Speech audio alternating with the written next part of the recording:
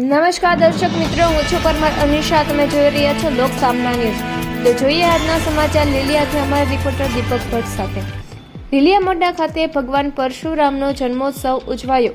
ધારાસભ્ય મહેશભાઈ કસવાલાએ પરશુરામની પ્રતિમાની પૂજા અર્ચના કરી. લીલિયા મોટા ખાતે સમસ્ત બ્રહ્મ સમાજ યુવા પાંખ દ્વારા ભગવાન પરશુરામનો જન્મોત્સવ ધામધૂમપૂર્વક ઉજવવામાં આવે. આ તકે ધારાસભ્ય મહેશભાઈ કસવાલા ખાસ ઉપસ્થિત રહેલ. ભીડ ભજન ખાતેથી બાઇક રેલીનો પ્રારંભ કરવામાં આવેલ. વડવાળા હનુમાનજી મંદિર ખાતે ભગવાન પરશુરામની પ્રતિમાની પૂજા અર્ચના કરવામાં આવેલ.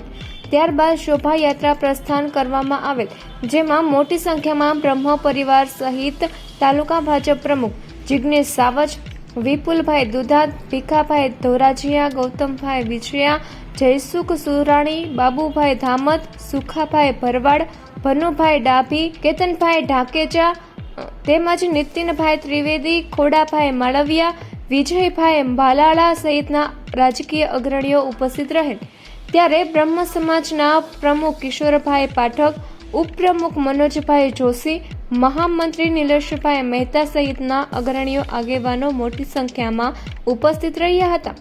સમગ્ર કાર્યક્રમ સફળ બનાવવા જયેશભાઈ મહેતા સહિતના યુવાનોને જહેમત ઉઠાવી હતી ને આ શોભાયાત્રા ગાયત્રી મંદિર પહોંચી હતી ને સમાજ ઉપયોગી પ્રવચનો કરવામાં આવેલ. અને આ તકે પત્રકાર દીપકભાઈ ભટ્ટ તેમજ અનિલભાઈ વાળાનું પત્રકાર તરીકે સમાજ દ્વારા સન્માન કરવામાં આવેલ ને સર્વ ભૂદેવો સાથે પ્રસાદ પણ લીધેલ ને આ તકે લીલિયા પોલીસ સ્ટેશનના પીઆઈ એમડી સાલુંકે સાહેબ, પીએચઆઈ જાડેજા તેમજ લીલિયા પોલીસ સ્ટાફ દ્વારા સુસ્ત બંદોબસ્ત રહ્યો હતો. કિશોરભાઈ, આજે ભગવાન વિષ્ણુના છઠ્ઠા અવતાર પરશુરામજીનો પ્રાગટ્ય દિવસ હતો.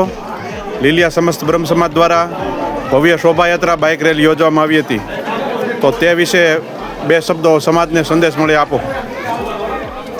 આપણા બ્રહ્મ સમાજના ઈષ્ટદેવ અજર અમર ભજનમાં ભગવાન પરશુરામજી આજથી 5000 પહેલાં પૂજ્યા અને એમનો આજે અક્ષય તૃતીયાના દિવસે જન્મોત્સવ ઉજવવાનો સમસ્ત બ્રહ્મ સમાજ લીલિયા દ્વારા કાર્યક્રમ કરવામાં આવેલો.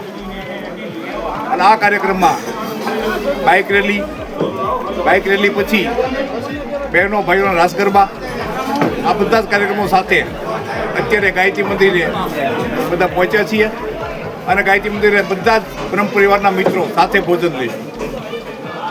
આપણો ઈષ્ટદેવ 21 વખત દ્વિક્ષત્રિય પૃથ્વી કરી છે અને એ પૃથ્વી 21 વખત કર્યા પછી એમને પરત આપી દીધી છે.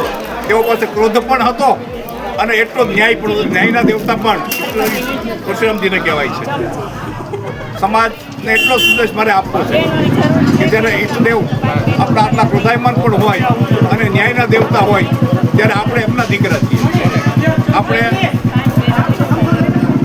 સમાજના તમામ યુવાનો, ભાઈઓ, બહેનો સંગઠિત થઈએ, આપણું સંગઠન વધે, આપણું બધાનું આત્મબળ વધે, આપણે બધા સમાજ માટે કાંઈક કરવાની ભાવના કરી છૂટીએ એવી ભાવના આપણામાં પેદા થાય અને સમાજના દરેક વ્યક્તિ સમાજને ઉપયોગી થાય એવો સંદેશ હું આજના દિને આપવા માગું છું.